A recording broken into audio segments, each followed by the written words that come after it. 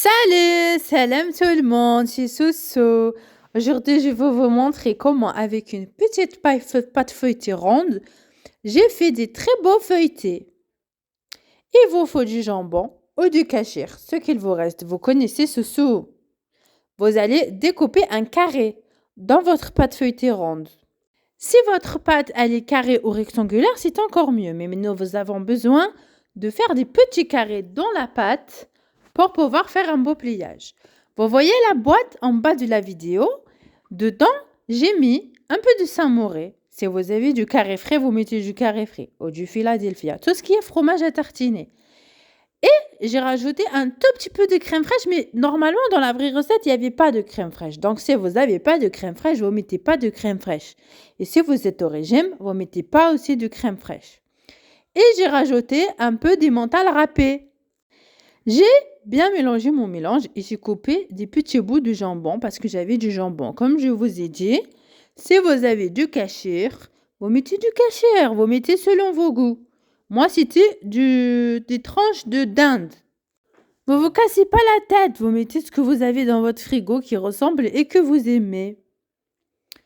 Donc, après, vous allez disposer dans vos carrés. Vous avez vu qu'avec une pâte ronde, j'ai fait 4 carrés. D'accord. Ça va nous faire 4 jolis feuilletés. Je les ai disposés. J'ai disposé ma farce au milieu, c'est-à-dire au milieu de chaque carré. Pour savoir si vous mettez beaucoup ou pas, en fait, vous allez tâtonner. C'est-à-dire que moi, au début, j'ai mis des petites doses comme ça, en essayant de ne pas trop toucher les coins.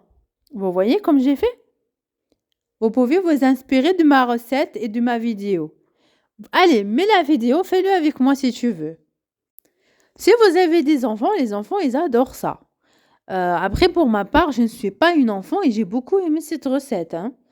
Vous verrez que comme ça, il n'y a que 4 feuilletés. Bon, vous pouvez, tout à fait, vous pouvez essayer de faire des mini. Moi, j'ai coupé 4 carrés, mais vous pouvez très bien envisager de couper plus en faisant des petits. Mais je ne le conseille pas parce que vous voyez là, je fais le pliage, je vous rabattez les bords et donc c'est mieux d'avoir cette taille-là.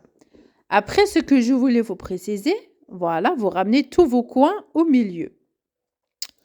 Donc moi, c'est pas un carré qui est parfait parce que, en fait, quand j'ai coupé, j'ai plus coupé des rectangles que des carrés. Vous voyez, j'ai pas été très consciencieuse. Consciencieuse. Voilà qu'est-ce que le résultat que j'ai eu. Et vous allez badigeonner vos feuilletés avec du jaune d'œuf. Comme ça va bien colorer le feuilleté. Il sera tout beau et tout à la fois croustillant et puis moelleux en même temps et va bien gonfler. Vous allez voir que ça va faire quelque chose de très joli. Allez, en badigeonne chaque feuilleté avec le jaune d'œuf. Si vous avez un pinceau effectivement pour le badigeonner, le feuilleté, c'est mieux. Voilà, si vous cuisinez avec les enfants, vous pouvez le faire aux enfants aussi. Ils aiment bien des fois badigeonner la peinture et tout. Si le jaune d'œuf il tombe un petit peu sur le côté et tout, c'est pas grave, pas de panique. La cuisine avec Soussou, il faut toujours relativiser les choses. Rien n'est grave. On rattrape les erreurs et vous allez voir que ça va pas se voir sur le résultat final. Vous savez aussi, je voulais vous dire, ce pliage de feuilleté, vous pouvez très bien le faire avec une autre farce, hein. Vous pouvez mettre des épinards avec du chèvre ou du saumon ou ce que vous voulez, quel type de fromage vous aimez. Vous voyez, si vous n'aimez pas l'emmental, vous ne mettez pas de l'emmental, hein. Mais en tout cas, c'est une jolie forme et vous allez voir que c'est assez copieux, comme on dit. Là, moi, j'ai mis des graines de sésame une fois que j'avais badigeonné mon jaune d'œuf.